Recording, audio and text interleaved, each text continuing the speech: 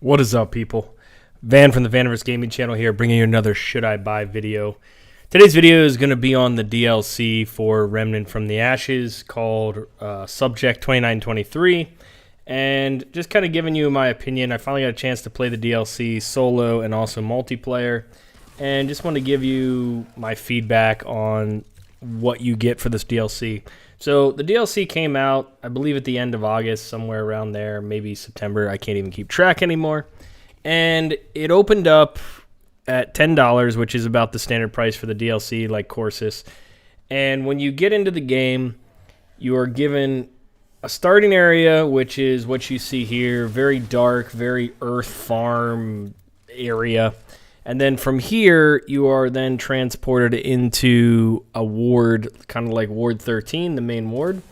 And you are faced with a puzzle similar to if you played the original standalone game and you were trying to get the SMG, where you're going through the different levels and unlocking, finding keys to doors, and then getting a fuse in order to turn the power on. You do that same thing in this DLC in order to actually get to the Reisum area, which is the winter area that you've probably seen in most of the videos. My opinion is I felt like this starting area that we're in now is more of the same. You're fighting Root. It's very hazy, dark. It was hard to see things, which was kind of cool, but nothing new.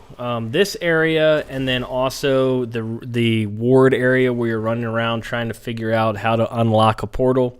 It just felt like it was filler type map in order to get you to that wintry, snowy area that everyone was looking forward to. So I was a little disappointed at that. And I think in this first area, really the only difference of something that you haven't fought yet is right at the end. There's a little mini event where you got to kill these rat men with crossbows, and then you're done. So once you actually get through this and the other section, which I feel is a waste of time, then you get into the actual winter area where you start seeing some really cool new creatures, and you start dealing with new effects like frostbite. So frostbite is really miserable because it slows you down, and there's even a creature that looks like they put. It's kind of like if you're driving your car in your winter and your whole windshield freezes over. Your screen freezes over, so you're having a hard time seeing. Your movement's slow, your fire rate's slow. It's a really annoying thing to happen. So it's a cool little mechanic that they've added to the game, another effect which they need for a winter area. Some of the elite creatures are actually pretty cool with their shields. I've noticed that in this area, a lot of the creatures have a really high armor, and one of the traits you can actually unlock is an armor penetration trait. So they did a good job of protecting a lot of the creatures' weak spots so that it's harder to kill things quicker. I feel like that's a pretty cool idea to do in this game, because a lot of things you just one-shot them as you run through by shooting them in the head. When it comes to the actual dungeons and world bosses, this new DLC has basically the last boss, a world boss, and I believe 4 dungeon bosses. And so when I fought the world boss, it's kind of more similar to a Dark Souls in that the world boss fight is not a whole bunch of ads, which is what has been rampant in the rest of the game and DLCs. It's basically 2 bosses, and one boss rides on top of the other one as a mount, and then they separate out, and then they attack you from different ways. And it's kind of cool because since they're a world boss, you get weapon drops, and you also have an alternate kill similar to all the other world bosses in the game. So it really depends on who you kill first. If you kill the mount first and then the guy riding him, then you get one item, and if you kill the guy first and then the mount, you get a separate item that you take in to McCabe or whatever her name is over at Ward 13 and hand it in for a weapon. You'll see that I believe the weapons you get are what I'm currently wearing. The sword, it basically shoots an arc, so when you charge it up and you swing it, it sends a wave, kind of like a sonic boom wave, straight towards all the creatures in a line.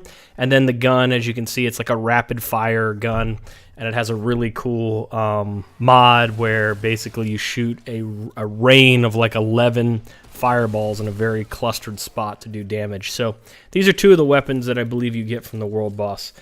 When it comes to the rest of the dungeon bosses, I felt like, you know, they were entertaining. One's more of like a assassin rat, reminds me of Splinter from Teenage Mutant Ninja Turtles, and he's jumping all around and he's throwing his daggers at you, and then there's a whole bunch of other rat ads during that fight. He does a significant amount of damage, so when he does hit you, it actually kind of hurts, especially when you're playing with 3 people on harder difficulties. In addition to him, there's kind of like a big, beefy, you know, ape-looking guy who throws some big boulders at you while rats are climbing up on this platform, and the rats are exploding and putting holes in the platform, so you don't have a lot of real estate to work with. So there's that guy who was pretty good, and then there was also the storm. The best fight was the storm wizard type creature where there was clouds of raining frozen hail down that's going around the outer circle. And then he also puts this ball above his head that literally hits anything that's not behind cover, so you got to destroy that quick. Then he would shoot like an ice spike directly at you if you were standing in front of him. And then on top of all of that, you have to worry about him bringing ads that make him invulnerable. So not only does he have all that, then there's a chance where he has ads and they make him invulnerable until the ads are dead. So it was probably the best fight in the DLC, in my opinion, because there was a lot of things going on. It made it feel difficult, where a lot of the other fights were actually quite simple. I didn't really have any issues with any of the other ones, just in killing the bosses and whatnot. So that's pretty much the main goal. There's 2 other ones that I'm not going to get into just for the sake of time. But all in all, most of the dungeon bosses were pretty cake, even the world boss. The final boss was very similar to the final boss in the base game, where it had different stages. And then I would say that Stormcaller boss was pretty cool with all the stuff going on. All in all, the traits you get are all, I've noticed, traits and mods were very melee based. A lot to charged melee damage, bleeding damage, a lot of that. So they were definitely, it looks like, based on a lot of the mods, they were trying to promote melee damage. The traits were pretty good, you know. All in all, I would say the amount of time you're going to put into this DLC is probably not very much. So we ran through the campaign one time, beat the boss, did that, and then we ran through adventure mode one time, and maybe we got lucky, but we were able to get all the bosses in 2 runs, and each run took about 2 hours. So I think we put in 4 hours total in order to finish everything in the DLC. Now, there were some events and stuff we didn't do, so if you say $1 per hour, 10 hours maybe to farm everything. But my question is, what are you going to do once you farm it all? And that's where my review comes in about the DLC.